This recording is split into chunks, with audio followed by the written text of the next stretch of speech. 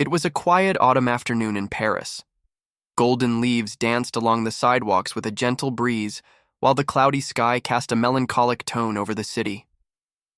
N'Golo Kanté, as discreet as always, walked alone through the streets of the 10th arrondissement wearing a simple hoodie, cap, and sneakers, an anonymous look far from stadium spotlights and global football fame.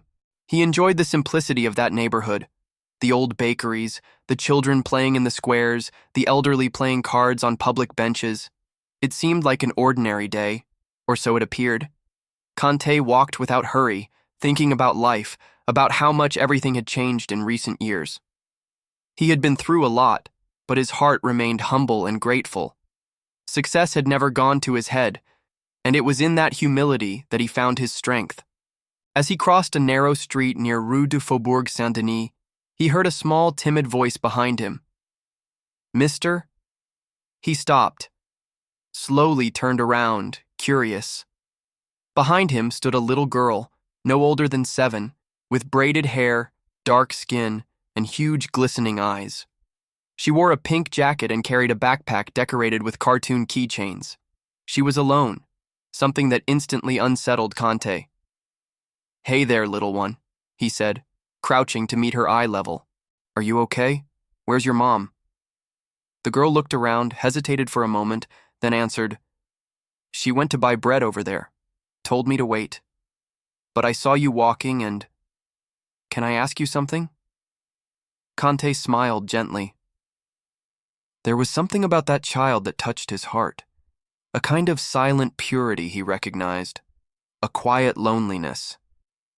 "Of course you can," he replied calmly.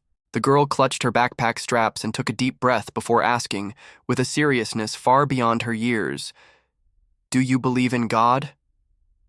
The question dropped like a stone into the stillness of the afternoon. For a moment, Kanté stood frozen, as if time had paused around him. He didn't expect that, not in that way, not from such a small mouth. "I do," he said, eyes softly glowing. "Very much."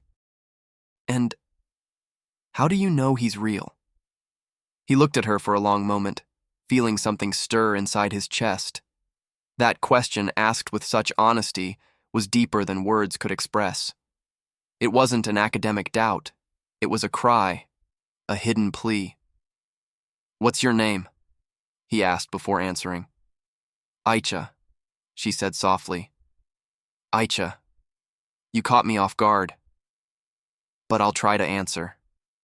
He sat down on the sidewalk, and she sat next to him without hesitation. No one bothered them. The world seemed suspended for a moment, as if God had paused time to allow that conversation to happen.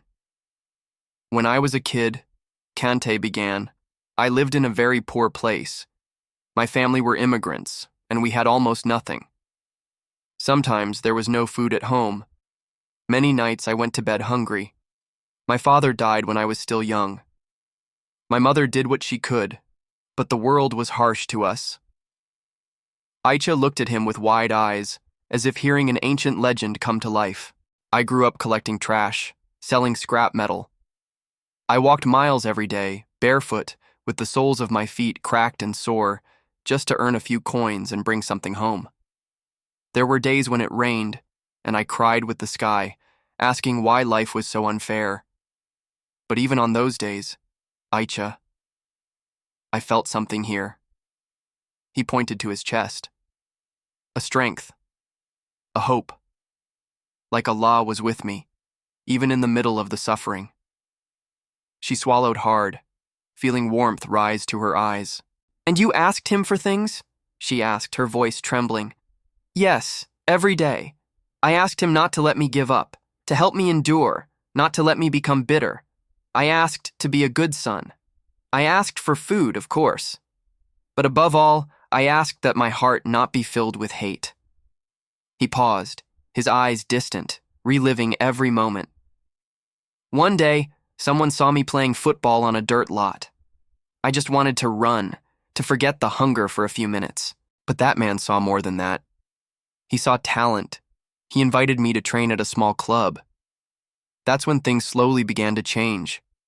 But even with talent, it wasn't easy. There was prejudice, closed doors. I walked miles to train, often without eating first. Aicha's eyes were now brimming with tears.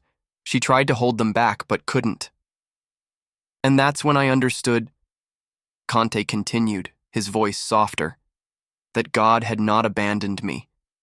He was shaping me. Every hungry night, every hidden tear, every rejection I faced was Him preparing me. He wanted me to grow up with a humble heart, to never think I was better than anyone, to remember the pain of others, because I had known that pain. The girl was now quietly crying, sniffling. Aicha, everything I am today. Allah made it happen. It wasn't just football. It was faith. It was perseverance. It was love. He looked into her eyes with profound tenderness. And you know what I learned? That sometimes, when life is at its hardest, that's when God is the closest. That's when she broke down completely. She leaned her head on Kanté's shoulder and sobbed, shaking. He embraced her gently, like someone protecting a fragile flower. No words were spoken for several minutes. Only the sound of leaves in the wind, and the soul of a child being touched by the testimony of a simple man, shaped by suffering and guided by faith. The afternoon remained gray, but something sacred lingered in that moment, as if time had bent itself around the conversation between a man and a child.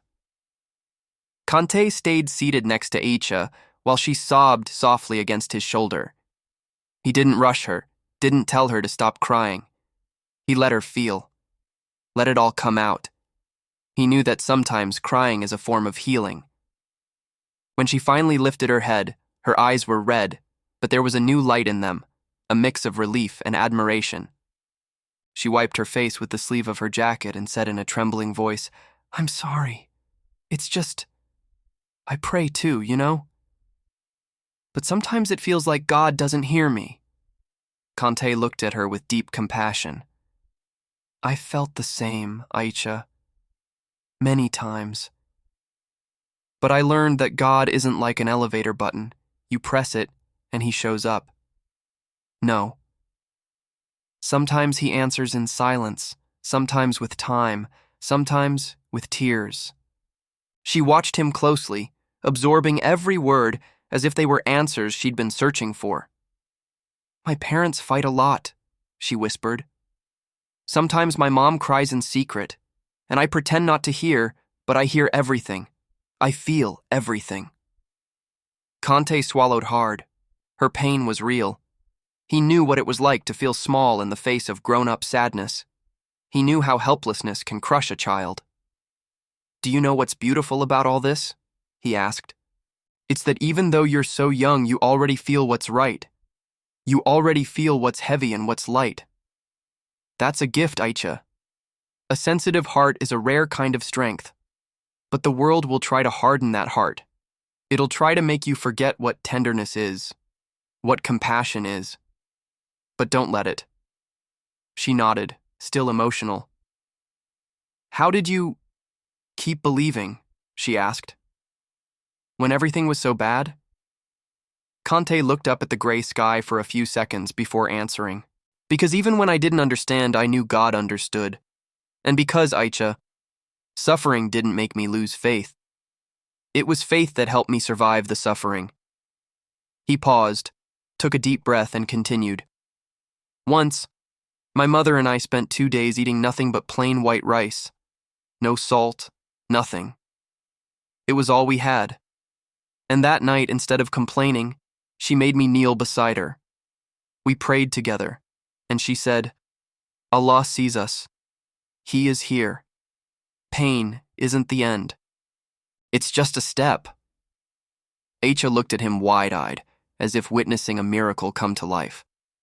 "Later, when I started to earn a bit of money playing football, do you know what I did first?" "What?" "I bought a small house for my mother. Not a mansion, not a luxury car. A simple, decent home. A place where she could sleep in peace. Because my God taught me that success isn't about showing off. Success is about caring, about sharing." He looked into her eyes. "Faith isn't a transaction, Aicha. It's not I pray and God gives me what I want. Faith is believing even when everything falls apart. It's walking even in the dark, because you know there's a light ahead, even if you can't see it now. She smiled for the first time since they met, a shy but real smile. And, you were never angry with God? Kanté smiled back. Many times, and that's okay. God isn't scared of our anger. He's a father. A real father can take the pain of his child. But when the anger fades, he's still there, waiting, with open arms, always. The girl slowly nodded, as if trying to understand everything at once. Some days I just want to run away, she confessed. I wish I could be invisible. I wanted that too. But then I realized I wasn't invisible. God saw me, and that gave me strength. Silence fell again, but it wasn't uncomfortable. It was a silence full of presence. Kanté stood up gently and reached out his hand to Aicha. She took it without hesitation. They walked together for a few blocks, toward the bakery where her mother was probably waiting. Along the way, he shared more. When I played my first World Cup and wore that France jersey, I didn't just think of myself. I thought of the child I used to be, the boy with an empty stomach, watching others play with proper cleats while he played barefoot. I thought of my mother, my father, and I thought of God. He brought me there, and it wasn't by chance. Because everything he gave me was so I could give back. Give back how? Aicha asked. By giving love, by giving hope. Sometimes just listening to someone is a gift. Other times, it's through actions. When you grow up and find success, you have two options: build walls or build bridges. I chose bridges. The girl smiled again, now more openly. I want to build bridges too. And you will. I'm sure of it. They reached the corner by the bakery. Aicha's mother was already looking for her, clearly worried. When she saw her daughter holding hands with a stranger, she hurried toward them. Aicha, where were you? My God, I told you not to leave that spot. It's okay, madam, Kanté said, gently letting go of the girl's hand. She just asked me an important question, and I answered the best I could. The mother recognized Kanté, her eyes widening in shock. You're the footballer. Oh my God. He smiled, humble as always. Just someone who went through a lot, and who had faith. Aicha hugged her mother, eyes still marked by tears, but lighter now. Before entering the bakery with her, she turned one last time to Kanté and said, Thank you for reminding me that God listens. Kanté smiled and gave a soft nod. He listens, little one. Always. And so, with a quiet heart, Kanté turned and continued walking through the city, now with a chest even fuller of purpose. He hadn't given an interview, hadn't taken any photos, but he had done something far greater, planted faith in a wounded heart. And that, to him, was worth more than any trophy. As Aicha disappeared from view, hand in hand with her mother, Kanté stood still for a few moments, gazing in their direction as if locking that moment away in a secret vault of his soul. His face carried an expression few ever saw outside the pitch, a quiet reverence, a deep respect for everything invisible to the eye but immense in the spirit. He took a deep breath, like someone finishing a silent prayer, and began to walk again. But something inside him had changed. It wasn't just another stroll. It felt as if, in that brief encounter, God had whispered to him once more, You're not here by accident. As he moved through the streets of Paris, he thought about what Aicha had said. Sometimes it feels like God doesn't hear me. That echoed in his mind like a mirror of his own childhood, the hunger, the uncertainty. He remembered sharing a single loaf of bread with his siblings, staring at the tin roof above his head, wondering if anyone up there really saw him. But now he knew. God had seen him. Always. And that certainty began to grow in his chest again that afternoon. The next day, Kanté did something he rarely did. He posted a message on social media. It wasn't about football. It wasn't a sponsorship or a club update. It was a simple text, accompanied by an anonymous photo of the street he had walked. Yesterday, a little girl asked me if God exists. She had wet eyes and a soul far too heavy for her age. And she reminded me that there are questions football can't answer. I told her yes, God exists, and that he is especially close when everything seems to be falling apart. The world is full of eyes that don't see the pain of the small, full of ears that don't hear the silence of those who suffer. But God sees. And sometimes, he sends a stranger on the street to remind you of that. If you're walking through a dark night, don't give up. Morning always comes. Signed, a hunger survivor who chose to believe. The post went viral. Millions of likes, thousands of comments. But the most powerful were the messages from everyday people, simple souls in forgotten corners, saying things like, "You spoke to me. My daughter feels this too. I thought I was invisible, but your story reminded me God sees me." Kanté's quiet testimony had rippled across the world like a wave of tenderness and faith, reaching people who had never felt heard. But it wasn't about him. It was about the strength hidden in the stories of the overlooked. A few weeks later, Kanté returned to the same bakery. Again, he wore his hoodie and cap, keeping to himself. He hoped by some chance to see Aisha. He didn't know why, just felt he needed to. He walked the same sidewalks, observing everything. But she didn't appear. Eventually, he went inside to buy some bread. At the counter, the attendant recognized him quietly and smiled.